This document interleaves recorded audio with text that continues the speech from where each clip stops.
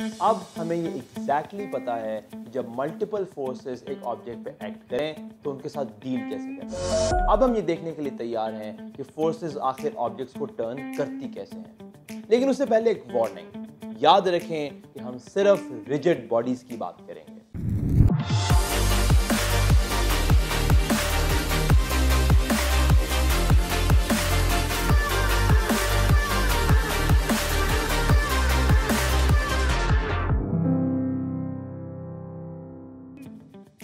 अब आप ये सोच रहे होंगे कि रिजिड बॉडीज क्या बलाया भाई। वेल, रिजिड बॉडीज वो बॉडीज होती हैं कि जब उन पर फोर्स अप्लाई की जाए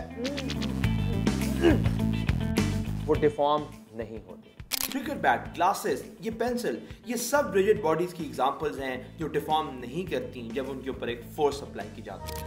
रबर, एक कपड़े का टुकड़ा, प्लेडो, ये सब डिफॉर्म करती हैं, लिहाजा ये नॉन रिजिड बॉडीज हैं।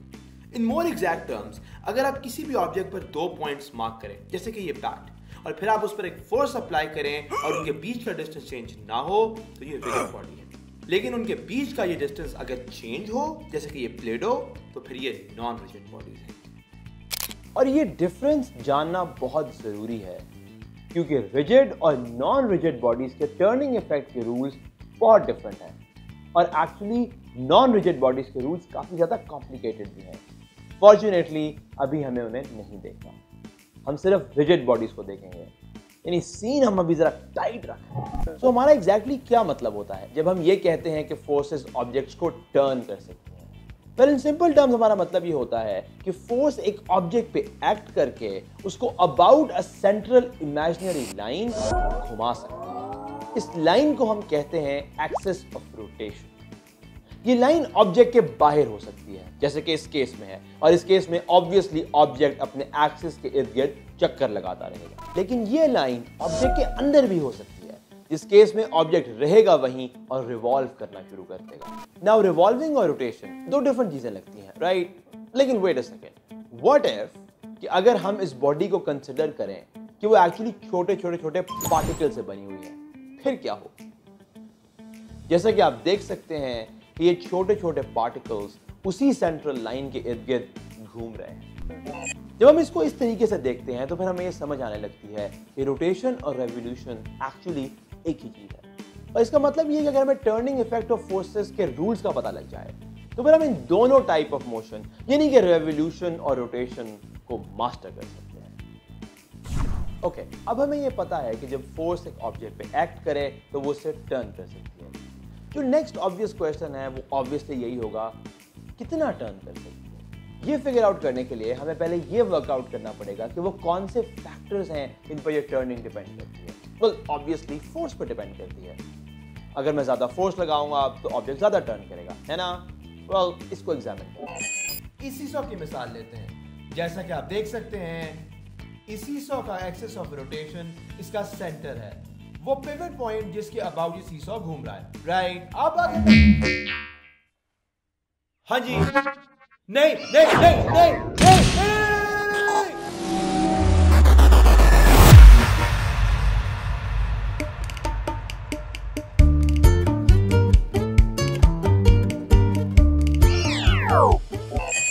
दोबारा चलते हैं सीसॉ की तरफ, लेकिन इस दफा छोटू को कहते हैं कि वही वाली फोर्स लगाए जो उसने वो पहले लगाई थी जब मैं आसमान से उड़ के नीचे गिरा था। लेकिन इस दफा ये फोर्स जरा करीब लगाए, पिवट पॉइंट के पास।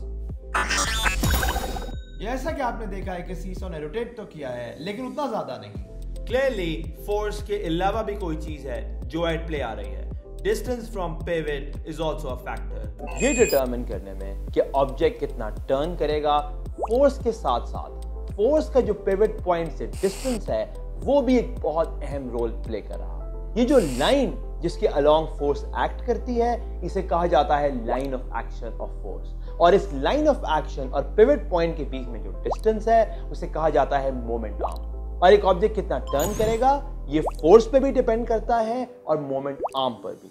और इस टर्निंग इफेक्ट को हम नाम देते हैं टॉर्क या मोमेंट ऑफ अ फोर्स का।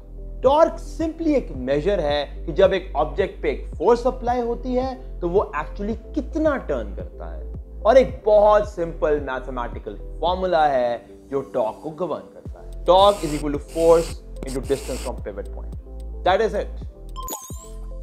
The turning effect of a force is called the torque or moment of the force. Mathematically, torque is equal to force into length. Torque का unit होता है न्यूटन मीटर्स और torque एक vector है।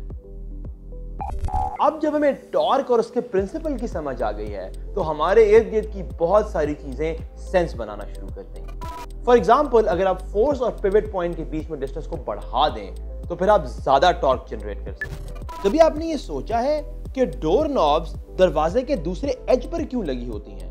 दरवाजे की hinge के बिल्कुल साथ क्यों नहीं लगती?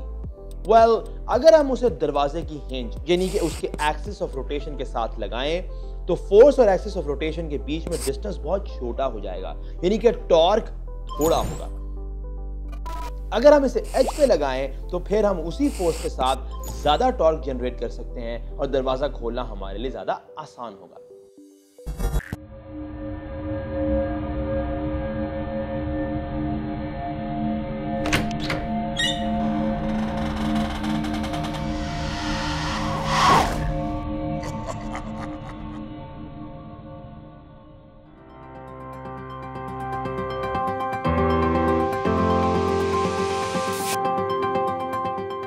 टॉर्क ही है जिसकी वजह से एक नट को अनस्क्रू करना एक लॉन्गर स्पैनर के लिए ज्यादा आसान होता है।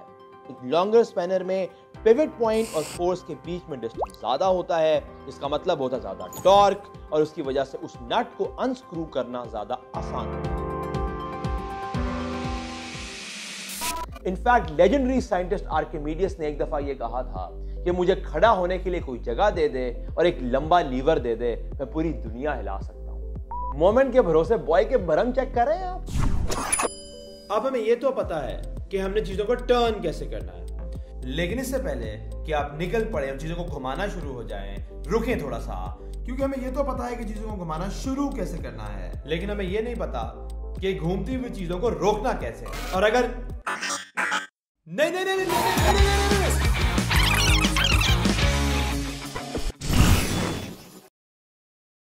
हमने ये देखा है कि मोशन एक कमाल चीज है, लेकिन हम हमेशा ये नहीं चाहते कि चीजें मोशन में। इसी तरह से हम हमेशा ये नहीं चाहते कि चीजें टर्न भी करें। अगर मैं चाहता हूं कि मैं एक पेंसिल को बैलेंस करूं, एक तस्वीर लगाऊं, एक सीढ़ी चढ़ूं, तो मैं चाहूंगा कि वो रोटेट ना करें, और अगर वो रोटेट करें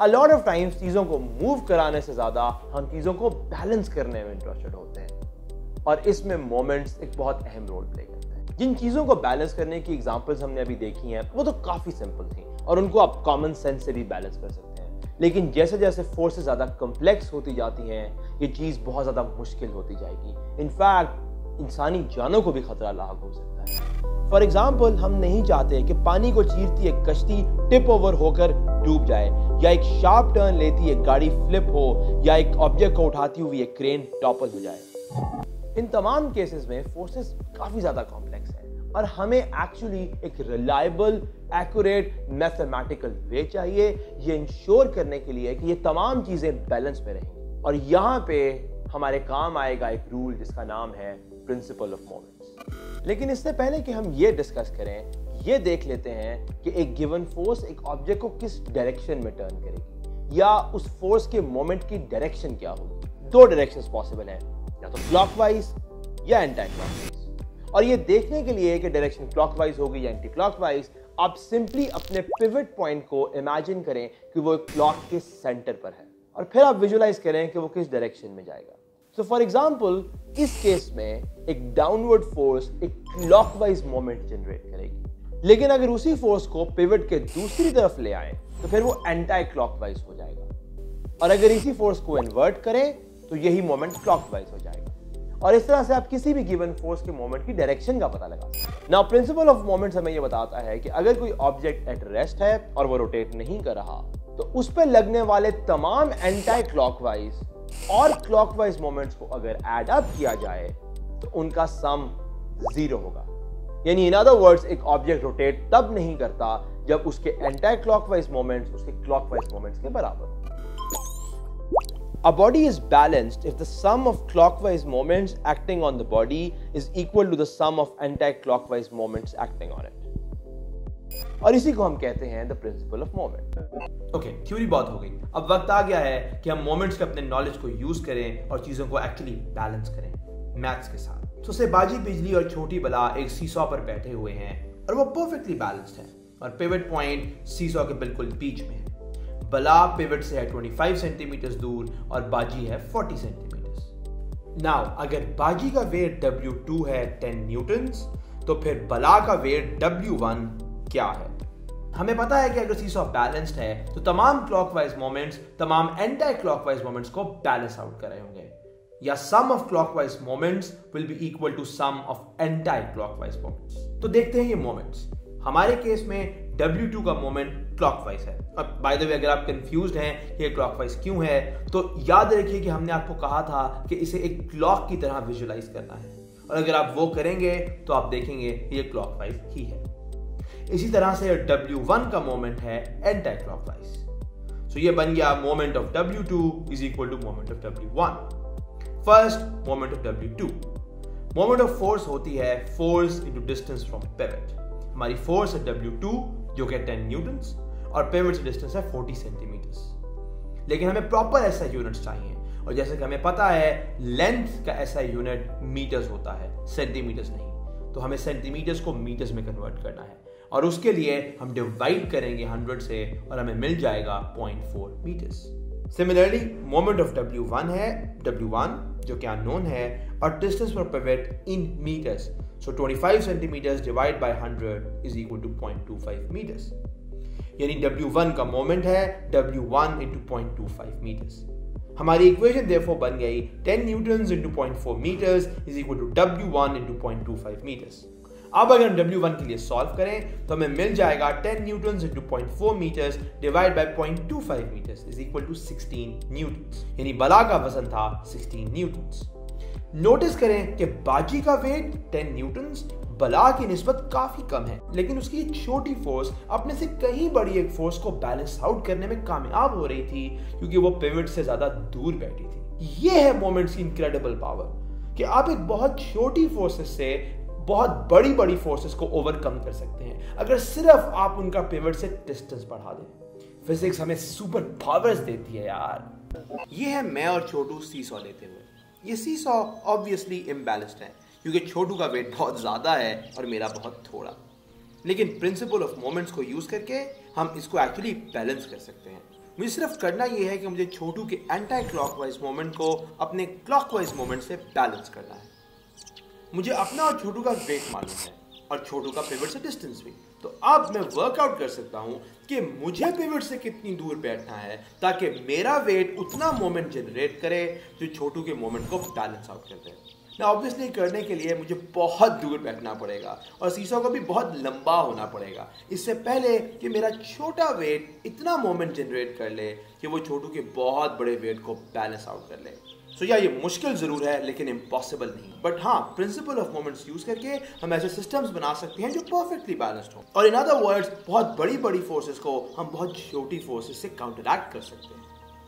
अब हमने ये देख लिया है कि एक ऑब्जेक्ट को बैलेंस करने के लिए हमें क्या करना है, या इन अदर वर्ड्स अगर हमें उसकी स्टेट स्टडी रखनी हो तो हमें क्या करना है। और अ लॉट ऑफ टाइम्स हम एक्चुअली एक ऑब्जेक्ट की स्टेट को स्टडी रखने में बहुत इंटरेस्टेड होंगे, और ऑब्जेक्ट्स की स्टेट को स्टडी रखने की ये नीड फिजिक्स में और रियल लाइफ में बहुत ज्यादा अराइज होगी। तो इसको एक्चुअली जरा ज्यादा डिटेल में भी देखते हैं। टाइम आ गया है इक्विलिब्रियम का।